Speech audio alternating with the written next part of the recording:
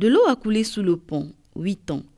Et l'espoir peut renaître avec cette édition de relance, la 11e qui a cette particularité de porter la rumba congolaise, récemment inscrite au patrimoine culturel immatériel de l'humanité. L'autre particularité de cette 11e édition du Festival panafricain de musique, du 15 au 22 juillet à Brazzaville, c'est sa dimension populaire, de Kintélé à Mayanga, avec une ouverture et une clôture grand format au stade Alphonse Massamba Déba. Une première. Élise Pascal Moussaudi, le directeur de cabinet, a eu les mots justes pour édifier la presse à l'occasion de la conférence du Dima à 3 jours du lancement de la dite édition. Pour éviter des interprétations qui vont dans tous les sens. C'était une enveloppe de 2 milliards de francs CFA qui est consacrée à l'organisation de la 11e édition du Festival panafricain de musique. Il y a un pack technique à acheter qui va coûter plus de la moitié de ce budget. Mais je crois que c'est important d'avoir ce pack technique.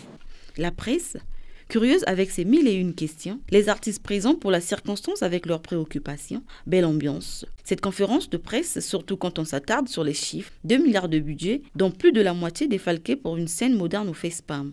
Ce qui sous-entend bien que la 11e édition se fera avec moins d'1 milliard. Ilgondaï, le commissaire général du FESPAM, explique le déroulé de l'événement. Le gouvernement de la République a voulu que cette édition soit populaire. Effectivement, elle le sera. Les spectacles se déploieront du nord de Brazzaville jusqu'au sud, donc depuis Kintélé jusqu'à Mayanga. La relance du FESPAM, à l'issue de la conférence de presse, réaction. On est tous contents, tous les artistes, parce que le FESPAM, c'est l'occasion où jamais les artistes arrivent à échanger avec les autres.